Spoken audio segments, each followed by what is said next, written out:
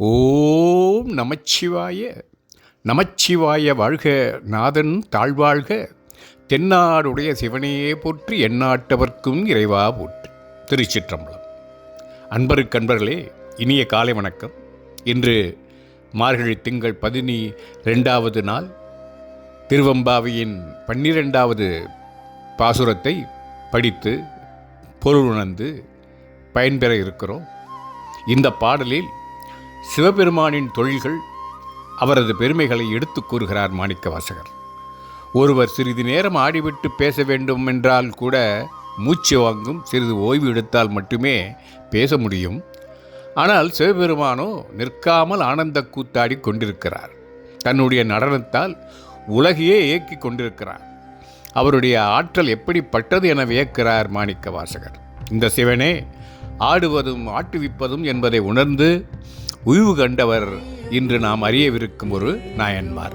அதாவது, கொன்றதும் சிவம், கொல்லப்படுவதும் சிவம், தன் முடிவு இதுதான், இப்படித்தான் இருக்கும் என்பதை உணர்ந்து பக்குவப்பட்ட ஒரு மெய்யடியார். அவர் யார்? பதிகம் பாடியபின் பார்ப்போம்.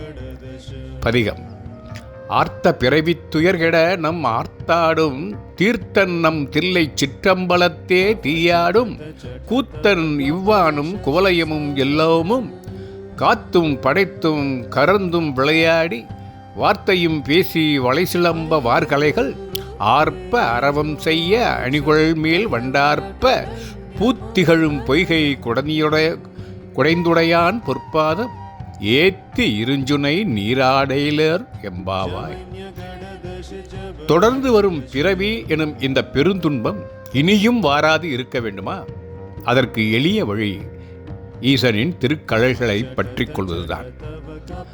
கங்கையை தலையில் தாங்கிய கங்காதரனை, தில்லையில் அழலை தாங்கி ஆடும் கூத்தனை, வானையும் மண்ணையும் சகல உலகங்களையும் படைத்து காத்து அழித்து விளையாடி வரும் நம் ஈசனை மறவாது எந்நாளும் வணங்குவோம். கரங்களில் உள்ள வளையல்கள் குலுங்கி எழும்ப, இடையில் உள்ள அணிகள் ஒளி எழுப்ப, பூக்கள் நிரம்பியுள்ள பொய்கையில் நீந்தி குடைந்து நீராடி சிவனின் திருநாமங்களை ஓங்கி உரைத்து இன்பம் கொண்டு அவனது பொற்பாதங்களை சரணடைவோம். விரைந்து வா தோழி என்று மாணிக்கவாசகர் விழிக்கிறார். சகலமும் அவனால் தான் பிறக்கிறது, அவனால் தான் வாழ்கிறது, அவனால் தான் மறைகிறது என்பதை அறிந்தும் மாயையால் அறிவிழந்த சிலர் மட்டும் தானே எல்லாம் என்று ஆணவம் கொண்டு திரிந்து வருகிறார்கள். அகம்பாவம் என்னும் பெரும்பாவத்தை விடுவித்து அவர்கள் ஈசனை சரணடைந்தால் மட்டுமே பிறவி என்னும் இந்த பெரும் துன்பத்திலிருந்து விடுபட முடியும். இதையே சைவ சித்தாந்த நூல்கள் ஐயன் திரிவுற கூறுகின்றன. சின்முத்திரை வழியே தென்முக கடவுளாம் நம் ஐயன் உணர்த்துவதும் அறியே. ஆணவம், கண்மம், மாயை என்னும் 3 தீமைகளை விளக்கினால் ஆன்மா எனும் பசு பதி எனும் இறைவனை அடைய முடியும் என்பதே சின்முத்திரையின் விளக்கம். அதையே காட்டி சகல ஆன்மாக்களுக்கும் பாடம் சொல்கிறார் ஆலமர் செல்வன். பதி பசு பாசம் என பகர் 3 பதியினை போர் பசு பாசம் அனாதி என்கிறது சைவ சித்தாந்தம். பசு முயன்றால் பதியை அடைந்து கலக்க முடியும். அதற்கு பாசம் எனும் மாயை தடையாக அமைகிறது. எனவே பதியை அடைய வேண்டுமானால் ஈசனின் பாத கமலங்களை பற்றி கொண்டு நீயே கதி என்று சரணடைந்து விட வேண்டும். தன் முயற்சி என்று எதையும் கொள்ளாமல் ஈசனே சகலமும் என்று இருந்துவிட வேண்டும். அப்படி இருந்தவரை சைவ உலகம் மெய்ப்பொருள் நாயனார் என்றே இன்றும் கொண்டாடி வருகிறார். அவர் யார்? சேதி நாட்டு அரசராய் இத்திருக்கோவிலூரை தலைநகராக கொண்டு ஆண்டவர் மெய்ப்பொருள் நாயனார். இவரது புகழும் தொண்டும் அண்டை நாட்டு அரசனாகிய முத்தநாதனை அழுக்காறு கொள்ள வைக்க அந்த கொடும் பாதகம் நடந்தது. ஒரு நாள் ஈசனை குறித்து நல்ல நூலை ஒன்று இருப்பதாகவும் அது குறித்து விளக்க வேண்டும் என்றும் அந்த கயவன் பொய் வேடமிட்டு அவரை அணுகி தனித்து அழைத்தான். கனிகளை சுவைக்க கசக்குமா என்று கனிந்த மெய்ப்பொருளார் அவனுடன் தனித்து சென்றார். அப்போது மறைத்து வைத்திருந்த குத்துவாளால் கொடியவன் குத்த மெய்ப்பொருள் நாயனாரின் மெய்க்காவல் வீரன் அந்த கொடியவனை தாக்க வந்தான். உயிர் போகும் நிலையிலும் தத்தா நமரேகான், தத்தா என்றால் அவர் நம்மவை சார்ந்தவர் என்று குரல் கொடுத்து அவரை பாதுகாப்பாக அவரது நாட்டுக்கும் செல்ல வழி உண்டாக்கி கொடுத்தவர் மெய்ப்பொருள் நாயனார். இது என்ன கதை? இதில் என்ன உட்பொருள் இருக்கிறது என்று நீங்கள் வினவலாம். இதுதான் இறைவனை உணர்ந்த நிலை. கொன்றதும் சிவம், கொல்லப்படுவதும் சிவம், தன் முடிவு இதுதான், இப்படித்தான் இருக்கும் என்பதை உணர்ந்து பக்குவப்பட்ட ஆன்மா மெய்ப்பொருள் நாயன்மார். பதியை அடைய அது பக்குவம் கொண்டது. அதன் முதல் படியாக எல்லோர் மீதும் அன்பு கொண்டது. தன்னை கொன்றவனை கூட அது அன்பு கொண்டு பாதுகாத்தது. அந்த கொடியவன் பாதுகாப்பாக தன் நாடு சேர்ந்தான் என்பதை கேள்வியுற்றதும், இன்று எனக்கு ஐயன் செய்தது யார் செய்ய வல்லார் என்று கண்ணீர் விட்டார்.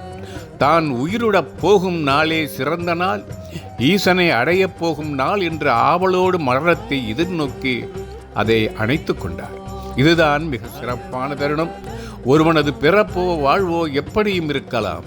ஆனால் ஒருவரின் மரணம் மிக அமைதியாக, எந்த சலனமும் இன்றி நடைபெற வேண்டும். தும்பை விட்டு காம்பை விட்டு பூ பிரிவதைப் போல நடைபெற வேண்டும். அப்படி பிரிந்தவர்தான் மெய்ப்பொருளார். அதனாலேயே அவர் சிவபதம் அடைந்தார். சாகும் தருவாயிலும் திருநீற்று நெறியை காப்பீர் என்று உறுதி பெற்றுக் கொண்டு மறைந்தார். அதனால் தான் இன்றும் சைவ உலகில் வாழ்கிறார். மனது கவலையுற்று இருக்க ஆன்மா பிரிந்தால் நிச்சயம் பிறவி தொடரும் என்கிறது சைவம். அப்படி பிறவாது இருக்க ஈசனை பற்றி கொள்ள வேண்டும். ஈசன் பக்குவப்படுத்துவான். அவன் நம்மை வாழ்விப்பான், தன்னுள் இனிமையாக சேர்த்து கொள்வான் என்ற நம்பிக்கை வேண்டும். அந்த நம்பிக்கை கொண்ட என் இனிய தோழியே, எழுந்து வா. ஈசனை புகழ்ந்து பாட இந்த ஒரு பிறவியே போதாது என்ற நிலையில் நீ உறக்கம் கொண்டு இன்னும் காலம் கடத்த வேண்டுமா? உடனே எழுந்து வெளியே வா தோழி என்று மாணிக்க வாசகர் இறை அன்பர்களை அழைக்கிறார். ஈசனே என் எம்மானே எந்தை பெருமான் என் பிறவி நாசனே நான் யாதுமென்றல்லா பொல்லா நாயான நீசனேனை ஆண்டாய்க்கு நினைக்க மாட்டேன் கண்டாயே தேசனே அம்பலவனே செய்வதொன்றும் அறியேனே என்று இந்த பகுதியை இவ்வாறு நிறைவு செய்கிறேன். அடுத்து வரும் பகுதியில் மற்றொரு பாசுரத்தை உங்களிடம் பாடி மகிழலாம் என்று கருதியிருக்கிறேன். விடைபெறுகிறேன். ஓம் நமச்சிவாய. நமச்சிவாய வாழ்க, நாதன் தாழ்வாழ்க, தென்னாடுடைய சிவனே போற்றி, எண்ணாட்டவர்க்கும் இறைவா போற்றி. திருச்சிற்றம்பலம்.